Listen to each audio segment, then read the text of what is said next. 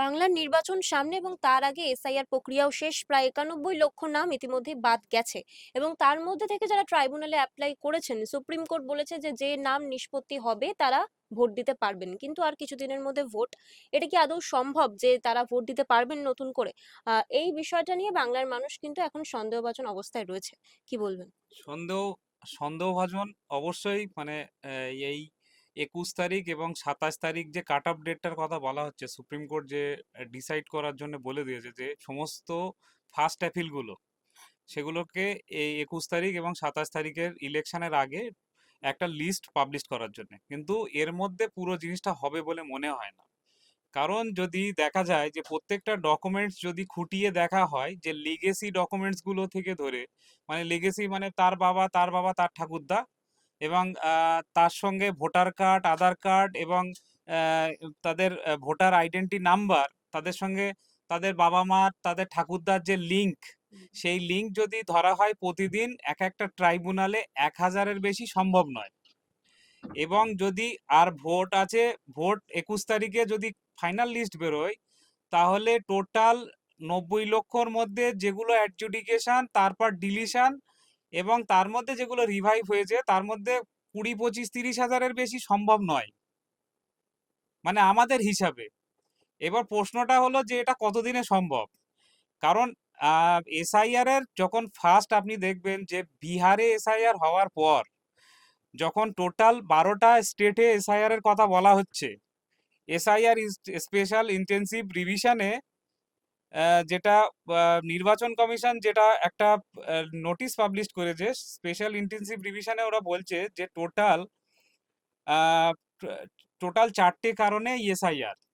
First হলো frequent migration, মানে যারা বিভিন্ন জায়গা থেকে মানে ধরুন একটা গ্রামে বহুত লোক বসবাস করছে, তাদের ম্যাক্সিমাম কেউ হয়তো 18 বছর, কারো 22 বছর, তাদের ভোটার লিস্টে নাম তোলা। তারপর হলো মানে বাইরে থেকে স্টেট থেকে যারা আসছে তাদের একটা মাইগ্রেশনের ব্যাপার আছে, মানে দুটো জায়গায় ভোট দিচ্ছে, একটা সে বিহারেও ভোট দিচ্ছে আবার বাংলাতেও ভোট দিচ্ছে। আর একটা জিনিস হলো যেটা রাহুল গান্ধী আমরা বিভিন্ন সময় শুনে থাকি যে ডিলিশন, যে ভোটার লিস্টে বহুত লোক আছে যারা জীবিত, মানে যারা মৃত তাদেরকে ভোট দেওয়া, মানে তাদের লিস্ট থেকে বাদ দেওয়া হচ্ছে না, ডিলিশন। এই তিনটে হলো কোজেন্ট রিজন। এবার তার থেকে আরেকটা জিনিস আপনি দেখবেন, আমি আপনাকে দেখাচ্ছি, সেটা হলো wrongful inclusion of any foreigner. এইটা যদি বলতে হয় wrongful inclusion of any foreigner, কোনো বিদেশি যাতে এখানে না থাকতে পারে তার জন্য এসআইআর প্রক্রিয়া। তাহলে 2019 সালে যে সিএ এর অ্যামেন্ডমেন্টে বলা হলো যারা এই রাজ্য মানে এই দেশ থেকে এখানে আসবে তাদেরকে নাগরিকত্বের অ্যাপ্লিকেশন করতে পারবে, তারপর যখন এটা মার্কেটে রব উঠে গেল যে আবেদন করলেই শেষ, তখন সেই প্রক্রিয়াটা ঘুরিয়ে 2026-এর ইলেকশনের আগে, মানে মানে হোম মিনিস্ট্রি এদেরকে দিয়ে, ইলেকশন কমিশনকে দিয়ে এটা ঘুরপথে পুরো জিনিসটা করানো হচ্ছে। এবার প্রশ্নটা হলো লজিক্যাল ডিসক্রিপেন্সির জন্য তাদের পূর্বপুরুষের জিনিসটা তো আর একদিনে ডিলিট হতে পারে না, তাদের নাগরিকত্ব কেড়ে নেওয়া হবে, এটাই বলা হচ্ছে। ওদের ওদের সাইড অনুযায়ী, ইলেকশন কমিশনের সাইড অনুযায়ী ওদেরকে বলা হচ্ছে যে wrongful inclusion of any foreigner. তার মানে এটা উদ্দেশ্য হলো যে এখানে মানে ওই এসআইআর এর প্রক্রিয়াতে ফরেনারদের কথাও বলা হচ্ছে। কাঁটাতার এবং মানে রাস্তা পেরিয়ে যারা এখানে ঢুকে ভোটার কার্ড আধার কার্ড করে নিয়েছে তারা তো নাগরিক নয়, তাদের ধরার প্রক্রিয়াটা হচ্ছে, সেটা সাধারণ মানুষ বুঝতে পারছে না। এবার ট্রাইব্যুনালের এই প্রক্রিয়াটা কতদিনে শেষ হবে জানি না, কারণ এটা এটা এখন একটা ইলেকশনের এজেন্ডা হিসেবে ঢুকে গেছে। কারণ মানে ম্যাক্সিমাম আপনি দেখবেন মাইনরিটি কমিউনিটি নাম বাদ, তার বাবার নামের সঙ্গে তার এর নামের মিল নেই, তার মানে ঠাকুরদার নামের সঙ্গে আব্দুল ওয়াহাব, আব্দুল ওয়াহাবটা একসঙ্গে করে বলছে তোমার বাবার নামের সঙ্গে মিলছে না, তাহলে সেই লোক কোথায় যাবে? এবার ইসিআই এর সাইট অনুযায়ী যে ফার্স্ট বিএলওদের যে ইনকোয়ারি, সেটা হলো ইআরও প্রথম এটার ইনকোয়ারি করে নোটিশ পাঠিয়েছে, যেটা দেখবেন ডিলিশনের নোটিশ, যে তোমার বাবা নাম দেখিয়ে আরো 6জন বাবা বলে গেছে, তোমার নামের বয়সের সঙ্গে তোমার বাবার বয়সের জন্মের বয়সের 44 বছর 4 মাস 8 দিনের গ্যাপ তুমি এক্সপ্লেন করো। যেটা এনুমালেশন ফর্মের এই যেটা নোটিশ পাঠিয়েছে হলো ইআরও। এই নোটিশ প্রক্রিয়ায় যেটা আছে সেটা হলো ফার্স্ট অ্যাপিল। এই ইআরওর first appeal assistant electoral registrating officer যে অর্ডারটা পাস করেছে ইআরও, ইলেকট্রনিক রেজিস্ট্রেশন অফিসার যে রেজিস্টারিং অফিসার যে পাস করেছে অর্ডারটা, সেই পাসের ফার্স্ট অ্যাপিল হলো ডিস্ট্রিক্ট ম্যাজিস্ট্রেটে, ডিএমএ। এবার সুপ্রিম কোর্ট ওখানে ইন্টারফেয়ার করেছে। ইন্টারফেয়ার করার পরে জুডিশিয়াল কমিটি তৈরি হয়ে করছে। এবার এগুলোকে চেক করার জন্য লেগেসি চেক, তাদের তারা কোথায় জন্মগ্রহণ করেছে, তাদের তাদের ভোটার কার্ড, তাদের ঠাকুরদার লিঙ্ক, এগুলো বার করতে করতে একটা সারাদিনে একটা ট্রাইব্যুনাল 19টা ট্রাইব্যুনাল কটা করবে? একটা তো হিউম্যান ক্যাপাসিটি আছে, এটা একটা পলিটিক্যাল এজেন্ডা তৈরি হয়ে গেছে। এইটা না 2029 সালের লোকসভা ইলেকশনের আগে পর্যন্ত নিয়ে যায়, এটাই হলো মেন উদ্দেশ্য। এবার প্রশ্নটা হলো যাদের নাম বাদ পড়ে গেছে, মানে ডিস্ট্রিক্ট ম্যাজিস্ট্রেটের যেটা জুডিশিয়াল কমিটি যে ইনকোয়ারি করে যে লিস্টটা পাবলিশ করবে 21 তারিখের মধ্যে, তার পরবর্তীতে ওটা চলবে। আমাদের মনে হয় না যে এত খুব তাড়াতাড়ি হবে। এবং এরপরে যেটা হবে সেটা হলো একদম চূড়ান্ত ডিসক্রিপেন্সি আছে, সেই চূড়ান্ত ডিসক্রিপেন্সির জন্য ইআরওতে এবার অ্যাপ্লিকেশন করতে হবে, সেটা সেকেন্ড অ্যাপিল হবে। তারপর রিট পিটিশন এইসব হাবি জাবি আছে, ফরেনার্স ট্রাইব্যুনাল।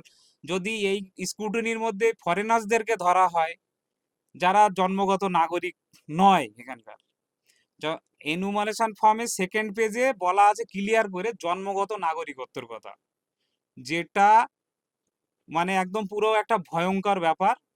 ভয় পাওয়ার কিছু নেই, যারা এখানে দীর্ঘদিনের নাগরিক তারা তো নাগরিকত্ব পাবে। এবং সেই নাগরিকত্বটা চ্যালেঞ্জের জন্য ট্রাইব্যুনাল এই ওই এগুলো হবে। এটা 2029 সালের লোকসভা ইলেকশনের আগে পর্যন্তই এই এজেন্ডাটাই থাকবে। কিন্তু আমি যে আপনাকে অন ক্যামেরা বলছি। যে ডিটেনশন ক্যাম্পের নির্দেশটা দেওয়া হয়েছে, তাহলে যারা ট্রাইব্যুনালে অ্যাপ্লাই করেও ট্রাইব্যুনাল দীর্ঘদিন ধরে চললে যারা বৈধ, তাদেরও কি ডিটেনশন ক্যাম্পে গিয়ে তাহলে যেতে হবে? এই বিষয়টা কি বলবেন? ট্রাইব্যুনাল মানে আমাদের রাজ্যের যেটা মেন সমস্যা হলো সেটা হলো লজিক্যাল ডিসক্রিপেন্সি। যারা বাংলাদেশ থেকে, মানে পাকিস্তান থেকে, আফগানিস্তান থেকে যারা এখানে এসছেন, তারা তাদের লজিক্যাল ডিসক্রিপেন্সি আছে বলে আমি জানি না। কিন্তু 2019 সালে সিএর অ্যামেন্ডমেন্টে তাদেরকে ধরার জন্য ফার্স্ট মানে অ্যামেন্ডমেন্ট একটা আসে যে যারা বাংলাদেশ থেকে ধর্মীয় নির্যাতনের কারণে এখানে এসছে তারা আমাদের কাছে আবেদন করো, তাদেরকে নাগরিকত্ব দেয়া হবে। কিন্তু তাদেরকে বৈধ পথে এখানে ঢোকার দরকার ছিল, মানে তারা কাঁটাতার পেরিয়ে কিংবা মানে নৌকো পার হয়ে এসে এখানে অন্য কাউকে বাবা বলে বাবা দেখিয়ে ভোটার কার্ড ফোটার কার্ড করে নিচ্ছে। তাদের নাগরিকত্ব কতটা সেফ থাকবে জানি না, কিন্তু লজিক্যাল ডিসক্রিপেন্সির যে প্রশ্নটা আছে সেটা তাদের পূর্বপুরুষ এখানে, তারা সব এখানকার মানুষ, তাদের পুরো ডকুমেন্টস দেখাতে পারবে যাদের তার বাবা কাকুরা 1952 সালে ভোট দিয়েছে, তারপর 71 সালে ভোট দিয়েছে, তারা এখন ভোট দিচ্ছে। তাদের হয়তো সাময়িকভাবে ডিসক্রিপেন্সি হতে পারবে, কিন্তু তাদের পুরো নাগরিকত্বটা উড়িয়ে দিতে পারবে না। এবং যেটা ডিটেনশন ক্যাম্পের প্রশ্নটা হচ্ছে, যদি এর মধ্যে কোনো ভেরিয়েশন থাকে তখন তাকে ফরেনার্স কোর্টে ট্রান্সফার করবে। মানে যেটা আইন বলছে, এটা আমি গা ফুড়ে বলছি কিংবা আমি নিজে থেকে বানিয়ে কিছু বলছি না, আমি শুধু বানিয়ে এটাই বললাম যে এই যে একটা ট্রাইব্যুনালের হিউম্যান ক্যাপাসিটি আছে, জুডিশিয়াল কমিটির একটা ক্যাপাসিটি আছে, সেটা 10,000 20,000 করবে। 21 তারিখের ইলেকশন, আজকে কত তারিখ? আজকে হলো আপনার 18 তারিখ। 21 তারিখের মধ্যে আর কত বার করা সম্ভব? সেটা কোনো মতেই সম্ভব নয়। এই টোটাল 90 লক্ষ যদি হয়, যদি 60 লাখও লোক ধরা হয়, তাহলে এই 3-4 দিন 5 দিনের মধ্যে নিশ্চয়ই পুরো 60 লক্ষ লোকের ডকুমেন্টস ভেরিফাই করা সম্ভব নয়। তো আমার বক্তব্য হলো এটা 2029 সাল পর্যন্ত, লোকসভার ইলেকশনের আগে পর্যন্ত এই খেলাটাই চলবে।